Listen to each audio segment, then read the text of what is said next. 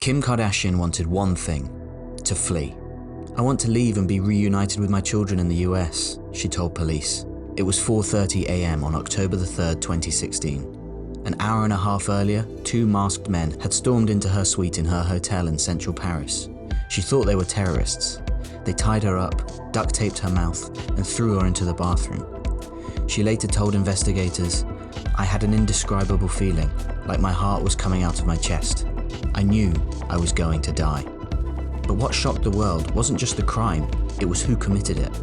A gang of aging French criminals, some of them well into their 60s and 70s. They were old enough to be pensioners, but what they did that night would haunt Kim Kardashian forever, and they almost got away with it. It's been nearly a decade since the Kardashian heist shook global headlines. Now, the elderly gang responsible is finally on trial. Back in 2016, Kim and her sister Kourtney were in Paris for Fashion Week, posting their outfits and showing off their jewelry. Watching closely, a group of French ex-criminals who hadn't done a job in years. They saw Kim's ring, worth over $4 million, on Instagram, and one of them said she was basically throwing money away. They didn't start with a plan, but then Eunice Abbas, one of the gang's members, heard a tip. Kim Kardashian, the wife of a famous rapper, regularly traveled to Paris for Fashion Week, flaunting millions in jewelry on social media. The source claimed to have someone inside her entourage. Even more enticing, she always stayed at the Hotel de Portales, a luxurious apartment hotel with notoriously lax security compared to the Ritz or other high-end locations. To Ape Kadash, the alleged ringleader, it sounded too good to pass up. Soon, the call went out. Old friends were recruited, favors cashed in. The plan had begun. They called themselves the Grandpa Robbers. Aged between 60 and 72, these men were far from your average criminals. Many had criminal records dating back to the 1970s. They weren't flashy or tech-savvy, but they knew how to watch, how to wait. On the night in question, Kim's sister Chloe was out clubbing and had taken some of their bodyguards with her. It created the perfect opportunity for the robbers to strike. They dressed as police officers to slip past suspicion. No burner phones, no gloves, just decades of criminal intuition and the overconfidence that comes with thinking you're untouchable. The robbers forced their way into the hotel through the front entrance, dragging the night concierge at gunpoint. Disguised as police officers, they used fear and speed to avoid suspicion. They stormed up to Kim's suite. She was alone, wearing only a robe. The shouting, the footsteps, suddenly her door burst open. They were yelling at me in French, and I just sat up, and they kept on saying the ring, and I was just so startled. I was like, you know what? Like, it didn't compute to me for a minute. And then the guy goes, the ring, and I had put it up by the side of my bed, so I handed him my ring. One of the men grabbed her. In that moment, she thought the worst was about to happen.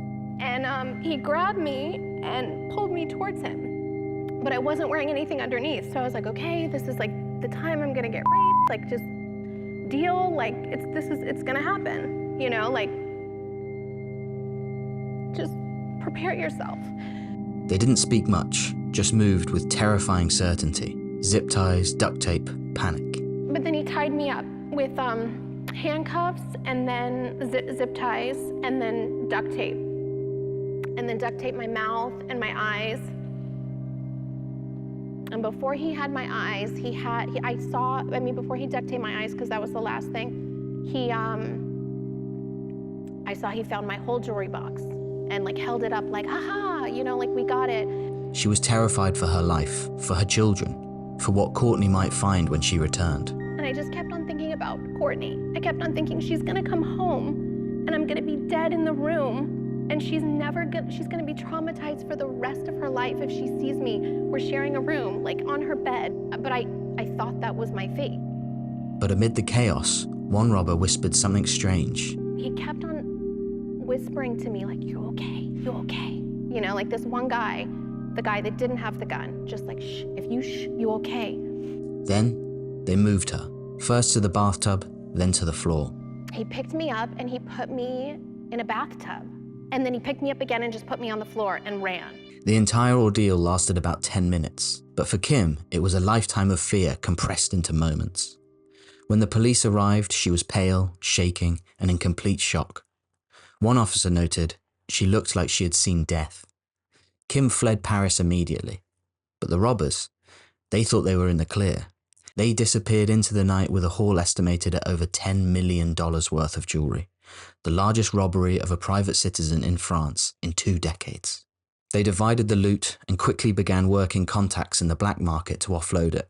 But fencing such high-profile, uniquely identifiable items proved far more difficult than expected. One of them stashed pieces in a friend's garage, another took his share and buried it. They agreed to stay quiet and lay low. They'd pulled off a nearly perfect heist, and it still wasn't enough. One robber said, "We pulled off the job of the decade, and we felt nothing." For Kim, it triggered paranoia, trauma, and a full security overhaul. For them, it was just Tuesday. Why would pensioners pull off a violent multi-million-dollar heist? Some of them had once been career thieves, but age had taken their edge. They weren't wealthy. Some of them felt discarded. They missed the thrill, the power, the relevance. A forensic psychologist said, for some criminals, aging doesn't erase risk-taking, it increases it. These men didn't think they had much left to lose, so they wanted to go out big. For weeks, the robbers kept low, but their phones were tapped, their movements tracked. One by one, they were arrested in coordinated raids. The French police were under immense pressure and global scrutiny to crack the case. The world was watching, and failure was not an option. Most were shocked they'd been found. Their biggest mistake? They underestimated modern forensics. In 2021, over 5 years later, the gang finally stood trial. One man called it a victimless crime. Another, Younis Abbas, wrote a book titled I Kidnapped Kim Kardashian. In it, he recounts his version of the heist in vivid, unapologetic detail, describing the planning of the robbery and its aftermath. Abbas claimed he wanted to tell his story to set the record straight, but prosecutors argued the book was a self-serving attempt to profit from a crime and potentially undermine the severity of his actions. The publication drew widespread media attention and only heightened scrutiny around the trial. Despite his literary debut, Abbas's fate was still in the hands of the court. They weren't terrorists, they weren't career killers, they were grandfathers who felt forgotten and decided to leave their mark by robbing the most famous woman in the world. This wasn't just about money, it was about legacy. For Kim, it meant rebuilding her sense of safety. For the men who stole from her, it was a desperate attempt to matter again, to assert their relevance in a world that had passed them by. And in that collision, between fame and anonymity, between past glory and present emptiness, we see the true cost of crime. Not just stolen diamonds, but the psychological scars left behind, the lasting fear, and the reminder that even icons can be made to feel powerless. Tell us your thoughts in the comments below. What sentence do these men deserve?